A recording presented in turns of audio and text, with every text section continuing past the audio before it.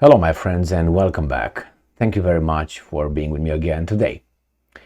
If you happen to be in charge of a country and its economic policies, the easiest way to destroy it is to just raise taxes and start regulating, big regulations. By doing that, you're going to strangle the economy and the ability to buy stuff and to consume. And capitalism is based on production and consumption, consumption and production.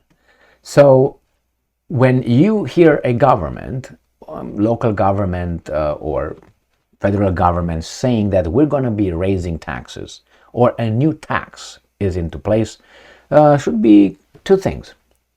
Most of the time. One, they're a failure, therefore they need revenue, and the taxes that they get, it's not enough to support what it is, right? That means it's a failure right there. Or simply they want more for themselves. It's not a success story. You may say, well, sometimes, if you want to expand, you tax them and then you do that. No, you borrow and you pay back. Because by imposing more taxes, you destroy the ability of growth. And people have less ability to invest, or businesses to invest, or people to consume, to buy stuff. And the other thing is regulation. If you start regulating, again, too much regulation strangles it, because the regulations will hit one another as medication. Side effects of a pill that you take, prescribed for, let's say, for your liver, is going to have a side effect in your kidneys.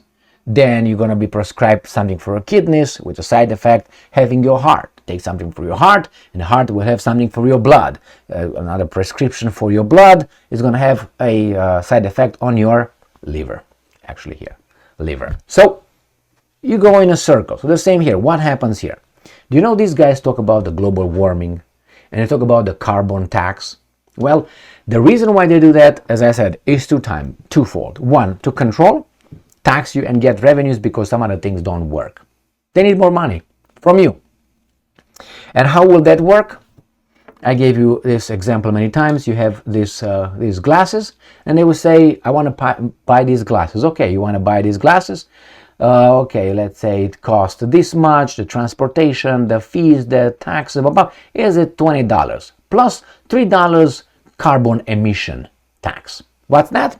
Well, it's an estimate how much it costs to produce this, how much emission we calculate this produced, so we can invest that money in something like a renewable energy or something that would balance your CO2 damage that you created to this atmosphere and this planet. So everything you're going to buy, everything is going to have an impact, and that will be calculated and you're going to be taxed. Who's going to be in charge of that? I would like to be in charge of that. I would be a very important and very strong person. But hey, so far Jim Carrey, what's his name? Jim Carrey, yeah, is going to be. Carrey, what's his first name? Not Jim. Carrey, he was a candidate for presidency, a acromegalic face, married with what? Miss Hunt or Hunt's. She's from the family of the Hunt's ketchup. Yeah, that guy who fought in Vietnam, blah, blah, blah, blah. Yeah, that guy. What's his name? Carey, James Carey, I can't remember. Doesn't remember me. You know who I'm talking about. That weird guy. If you see him in half light, half dark, you don't know what the hell that is. So anyway, let me show you something. The first steps by the idiot Europeans, obviously. Reuters. European Union, launches first phase of world's first carbon border tariffs. It's beautiful. Tariffs, border, blah, blah, blah, blah, blah. Okay. And we have this article from Russia Today. EU launches world's first carbon border tax. I like this one better. Brussels is set to impose CO2 emissions tariffs on carbon-intensive imports, including steel and cement. There's two ways to change things. Obviously, sudden and subtle. Sudden, boom, anybody moves, too late, okay? Or I dare you. And the other one is like this. It's for the good, for the common good. You're a good person if you do what I tell you to do. So I'm in control. And I will say that you're a good person if you do what I tell you to do. That sounds narcissistic, but anyway, let's read further here. The European Union launched the first phase,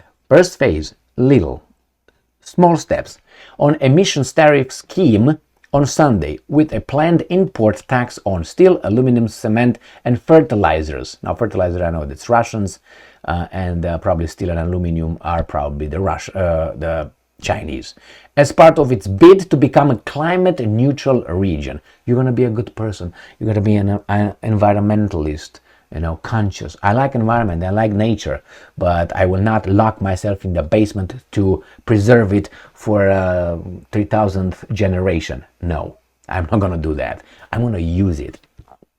Okay? No, I'm not going to throw things down. I'm going to burn things. I'm not going to do that. But I'm not going to listen to you tell me what to do because you know better. I have a life. I'm a human being.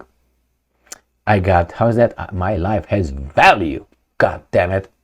Now, during the first phase, remember, until 2026, Brussels does not plan to collect any CO2 emissions. Oh, isn't that nice? But they will. But the second you agree with the proposition, you agree to be under their control. So they don't say, you know what, I'm going to come and I will, talk to your wife. All right? I'll do it every Tuesday, Wednesday, Thursday. I'm not going to do it. It's going to be only 5 minutes a day. You're like, fuck, I don't like that. It's okay. You already accepted that I'm in control. Because next thing I will say, well, I will come and talk to your wife every day of the week, about an hour alone. Once you debate this, that means you agreed with it. The same. These guys say this. It's going to be in the first phase, just a tiny mini. That's the first one. And then I'm going to dance with your wife. We'll be in her room, in our separate room over there. You can't come in. And I go on and on and on. The same here. EU importers are now obliged to report the greenhouse gas emissions embedded in the production of imported iron, steel, aluminum, cement, electricity, fertilizers, and hydrogen. I have to remind you that steel is used in Tesla as well. Tesla is, feel good about yourselves with Teslas and all these electric cars that use lithium and other things that the production, the technological production process is polluting. But hey, if you want to pay a CO2 tax, you pay. I don't want to. I have no choice. Oh, thank you very much.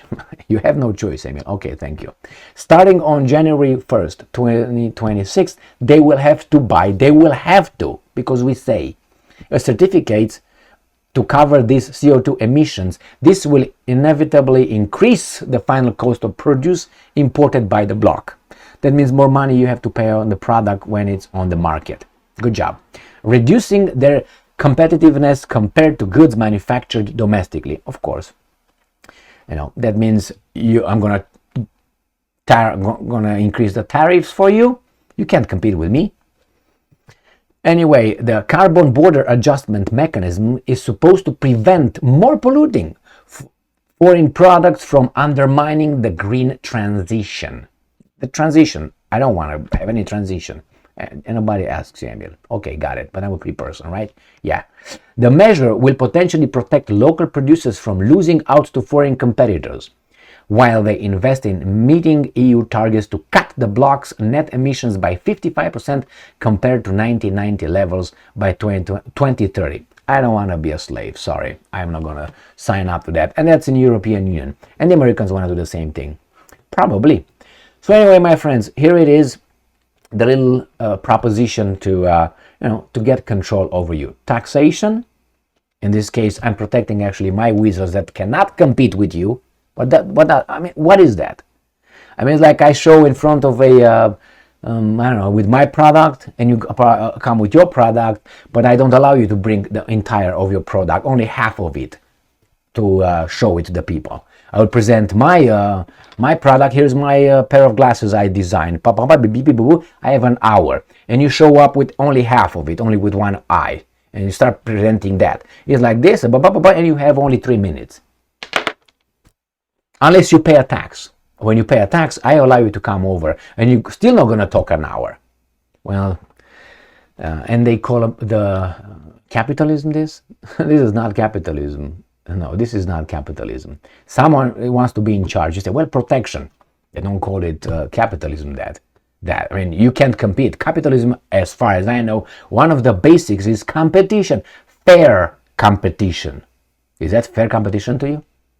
Don't give me, if you want to invest here, if you want to put it, that's already regulations. All right? And you tip the balance. You push something over there and say, no, here is heavier because I have my little hand on it. So yeah, get ready for the CO2 taxes and all these emissions. That will happen with everything you got. And the next one is going to be cars. You will not drive cars whenever you want. You cannot fly planes whenever you want. Do you think I'm, trying to scare you? No, I know how humans are. And this trend is already far away for me to realize that's a pattern. You're going to see. I have another 3 articles, I think, talking about California. California it's the tip of the spear, my friends. In France, they said you should not fly more than 4 times in your lifetime, not a year, in your lifetime. 4 times for the carbon emissions. The population in Europe agrees with that. Some of them, they say, they try to push this garbage. They give tax cuts in California for not owning a car. But who's paying for that? The guys who own cars. So they tax those guys. They don't tax you. They give you a little incentive not to buy a car. And who's paying for that? People who produce, people who have cars. What is this? What the hell is this? Thank you very much for being with me again today. Stay strong, stay smart, look for the truth, and be just.